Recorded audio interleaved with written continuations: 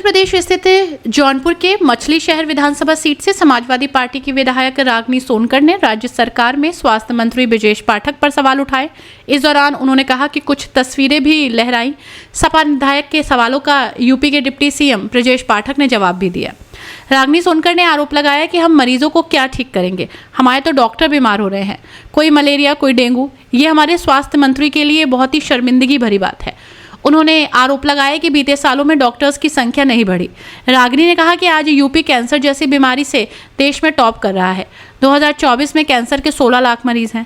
हर साल 2 लाख मरीज बढ़ रहे हैं। गरीब मरीजों के पास ना तो पैसा है और ना ही अस्पताल में बेड। अगर प्राइवेट अस्पताल का रुख करते हैं तो बड़ा ट्रीटमेंट बनता है। क्या यूपी सरकार इस ट्रीटमेंट में मरीजों की आर्थिक मदद करेगी? मछली शहर विधायक ने पूछा कि क्या पीपीपी मॉडल के आधार पर गंभीर रूप से ग्रसित बीमारियों के शिकार मरीजों का मुफ्त में और समय पर इलाज देने के लिए सरकार काम करेगी। रागिनी सोनकर के सवाल पर ब्रजेश पाठक ने कहा कि यूपी सरकार ने जिला अस्पताल के माध्यम से लगातार बेहतर स्वास्थ्य व्यवस्था दी है। जहां तक धनाभाव में इलाज न होने की बात की गई तो आयुष्मान योजना के जरिए लोगों का इलाज हो रहा है। सरकार के साथ साथ प्राइवेट अस्पतालों में भी निःशुल्क इलाज हो रहा है। हमारे पास 108, 102 दोनों मिलाकर 4400 एम्बुलेंस है। स्वास्थ्य मंत्री ने कहा कि आज हर जिला मुख्यालय पर जिला अस्पताल में डायलिसिस की सुविधा मिल रही है। 71 अस्पतालों में सिटी स्कैन की सुविधा है। टीबी रोगियों पर भी हमारी सरकार ने काम किया और उनका इलाज तो हो रहा है। गंभीर रोगों से पीड़ित लोगों के इलाज के लिए हमारी सरकार मदद कर रही है। जौनपुर मेडिकल कॉलेज के संदर्भ में ब्रजेश पाठक ने कहा कि यहाँ का मेडिकल कॉलेज का काम सपा के कार्यकाल से शुरू हुआ है और उसमें टेंडर डाटा कंपनी को मिला। टाटा कंपनी के अधिकारियों को हटाकर एक आदमी को काम दिया और वो भाग गया। आज उसकी जांच हो रही है। मैं आपका आभार व्यक्त करना चाहूँगी कि आपने मुझे प्रश्न पूछने का अवसर दिया। मेरा प्रश्न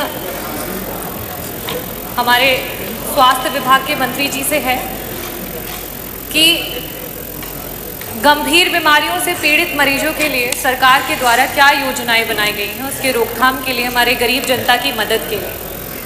अध्यक्ष जी, बड़ा ही निराशापूर्ण जवाब आया है।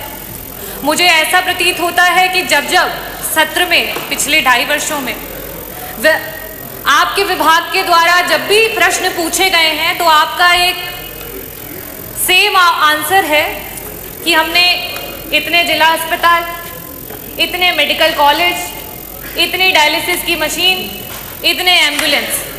अध्यक्ष जी, मेरा बड़ा ही स्पष्ट सा सवाल था और अगर आपने ये बताया है कि आपके इतने जिला अस्पताल, इतने मेडिकल कॉलेजेस हैं, तो मैं इस सदन के माध्यम से जौनपुर से जो हमारा मेडिकल कॉलेज है उसकी कुछ पिक्चर है वो आपको दिखाना चाहूँगी कि जहाँ पे काला पानी तैर रहा है।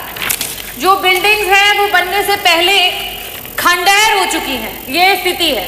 और आप इसे गिना करके जवाब देना चाहते हैं कि आप अपने विभाग में क्या कार्य कर रहे हैं। मैं ये टेबल कर दूंगी अध्यक्ष जी, ताकि ये मंत्री जी के पास जो असली पिक्चर्स है वो पहुंचे और उन्हें पता चले कि जो बार बार आप ये कहते हैं कि हमने मेडिकल कॉलेजेस बना दिए, जिला अस्पताल बना दिए, उन जिला अस्पतालों और मेडिकल कॉलेजेस की क्या स्थिति है। कुछ दिन पहले वहाँ के बच्चे धरना दे रहे थे जिन्हें हम देश का भविष्य और आगे मेडिकल कॉलेजेस में एज ए डॉक्टर देखने वाले हैं। आज उनके पास ना शुद्ध पेयजल है, ना बिजली है, ना पानी है। हम मरीजों को क्या ठीक करेंगे मंत्री जी? हमारे तो डॉक्टर बीमार हो रहे हैं, कभी डेंगू, कभी मलेरिया और कभी जॉन्डिस से। ये स्थिति है अध्यक्ष जी। It is really shame for the UP health minister and the department of health ministry. और आज सेंट्रल में तीसरे टेन्योर के बाद भी अगर मेडिकल कॉलेजेस की ये स्थिति है, definitely a shame for this सरकार कि आप इस तरीके की स्थिति ला करके रखी है आपने।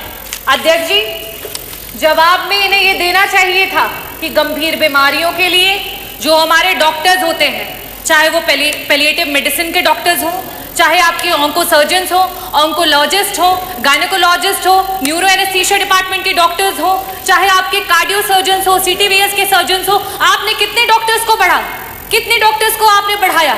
आज पेशेंट्स के अनुपात में आपके पास कितने आईसीयू के बेड्स हैं, कितने वेंटिलेटर्स हैं? अगर ये जवाब आता तो वाकई मुझे लगता कि आपके विभाग को कोई जानकारी है और सही में आप सरकार की और जनता के लोगों के लिए कुछ काम कर रहे हैं। अध्यक्ष जी, मैं वापस से अपने प्रश्नों पे आऊंगी कि मंत्री जी, सिर्फ और सिर्फ आपसे 2 प्रश्न हैं और उसके उत्तर गोल गोल ना घुमा करके सीधी तरीके से बस बता दीजिए कि आज उत्तर प्रदेश कैंसर जैसी बीमारी में देश में टॉप कर रहा है। ये प्रदेश आज इस समय वर्तमान में 2024 में हमारे पास कैंसर के 16 लाख मरीज हैं और हर वर्ष 2 लाख मरीज आपके बढ़ते चले जा रहे हैं।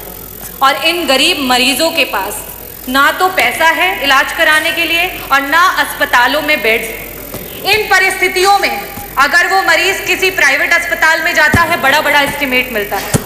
क्या सरकार कैंसर के सारे उत्तर प्रदेश के मरीजों को उनका जो एस्टिमेट जहां से भी बन करके आता है उसका एक मुश्त में पैसा उपलब्ध कराएगी कि नहीं कराएगी? मेरा दूसरा सवाल है मंत्री जी कि आज जब आपने जवाब नहीं दिया कि आपके पास सुपर स्पेशलिटी के डॉक्टर्स कितने बढ़ गए हैं, पेशेंट्स के अनुपात में वेंटिलेटर और आईसीयूज कितने हैं, तो इन परिस्थितियों में जितने भी आपके प्राइवेट उत्तर प्रदेश के हॉस्पिटल्स रन कर रहे हैं जहां पे वेंटिलेटर्स और आईसीयू की सुविधा उपलब्ध है, उनको पीपीपी मॉडल पे, सरकार तो पीपीपी मॉडल पे बहुत काम कर रही है, जगह जगह पर आप इसके बारे में एडवर्टीजमेंट्स करते रहते हैं। तो आईसीयू और वेंटिलेटर, क्योंकि ये ऐसे मरीज होते हैं, ब्रेन हैमरेज के मरीज होते हैं, इनके पास समय नहीं होता है। मंत्री जी, अगर एक्सीडेंट हो गया, आज बीपी बढ़ गया और ब्रेन हैमरेज हो गया तो तुरंत उसका ऑपरेशन होना है, लेकिन उनके पास पैसा नहीं होता ना वेंटिलेटर पे देने के लिए ना उन वेंटिलेटर्स पे रहने के बाद। तो मैं आपसे अनुरोध करना चाहूंगी कि पीपीपी मॉडल पे जितने भी हमारे प्राइवेट हॉस्पिटल्स हैं उनको ऐड करते हुए हमारे मरीजों को मुफ्त में इलाज और समय पर इलाज दिलाने के लिए क्या सरकार काम करेगी? बहुत बहुत धन्यवाद। माननीय उप मुख्यमंत्री जी।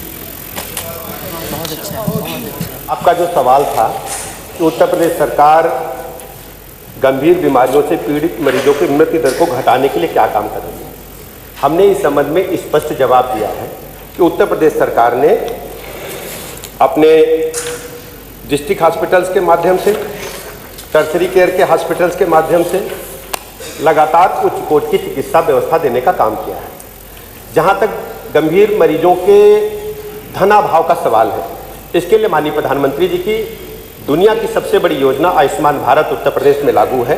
और मैं सदन को बताना चाहता हूँ कि पूरे भारतवर्ष में उत्तर प्रदेश नंबर 1 पर है आयुष्मान भारत कार्ड बनाने में। और हमने सरकारी अस्पतालों के साथ साथ प्राइवेट अस्पतालों को भी उसमें चिन्हित किया है, स्टेट किया है, वहाँ भी हम निःशुल्क इलाज दे रहे हैं। सबसे बड़ी बात यह है एम्बुलेंसेज के बारे में, हमारी 102 एम्बुलेंसेज और 108 एम्बुलेंस लगातार काम कर रही है। 2200 एम्बुलेंस हमारे पास 108 की है, 2270 एम्बुलेंस हमारे पास 102 की है और इनको हम लगातार मरीज को अस्पतालों तक पहुंचाने का काम कर रहे हैं। डायलिसिस की चिंता हम आप माननीय सदस्य ने की। डायलिसिस के बारे में उत्तर प्रदेश में इससे पहले जिला स्तर पर डायलिसिस नहीं होते। बड़े शहरों में कानपुर, लखनऊ, मेरठ, बनारस जैसे बड़े शहरों में होते थे। डायलिसिस की सुविधा देने वाला राज्य 74 जनपदों में आप हर जिला मुख्यालय पर डिस्ट्रिक्ट हॉस्पिटल में 10 बेड उपलब्ध है, जिससे डायलिसिस की सुविधा हम दे पा रहे हैं। 71 हमारे जिला चिकित्सालय हैं जहां हम सीटी स्कैन की सुविधा पहली बार दे पा रहे हैं। पहले डिस्ट्रिक्ट हॉस्पिटल्स में सीटी स्कैन की सुविधा नहीं होती। इसके अलावा टीबी रोगियों के बारे में आपने चिंता ही नहीं की। टीबी रोगियों के बारे में पहली बार उत्तर प्रदेश सरकार ने टीबी रोगियों को इतनी बड़ी संख्या में चिन्हित किया है और चिन्हित करने के साथ साथ टीबी से मुक्ति दिलाने के लिए हम उनको गोद भी ले रहे हैं। हमारे सभी अधिकारी, हमारे माननीय विधायकगण, हमारे जनप्रतिनिधिगण और उनको पोषण सामग्री भी उपलब्ध करा रहे हैं। टीबी की रोगियों की संख्या में हम तेजी के साथ कम करने के तरफ तेजी के साथ आगे काम कर रहे हैं। इसके अलावा सभी जिला चिकित्सालयों में हमने क्रिटिकल केयर यूनिट बनाए हैं जो आज तक नहीं थे, जो 50 और 100 बेड के हैं, जहां पर हम सभी टर्शरी केयर की सुविधाएं उपलब्ध कराने जा रहे हैं। जहां तक स्पेसिफिक सवाल कैंसर से पीड़ित मरीजों के लिए है, हम आपको बताना चाहते हैं आयुष्मान भारत कार्ड के साथ साथ माननीय प्रधानमंत्री जी की जो अपना निधि है और मुख्यमंत्री जी की जो व्यक्तिगत मुख्यमंत्री जी जारी करते हैं गंभीर मरीजों के लिए, ऐतिहासिक देख से पहली बार दोनों जगह मैं कह सकता हूं कि माननीय सदस्य बैठे विपक्ष के भी, अगर सही बोलेंगे तो पहली बार मुख्यमंत्री सहायता कोष से पहली बार इतनी बड़ी संख्या में जो भी मरीज मांगता है,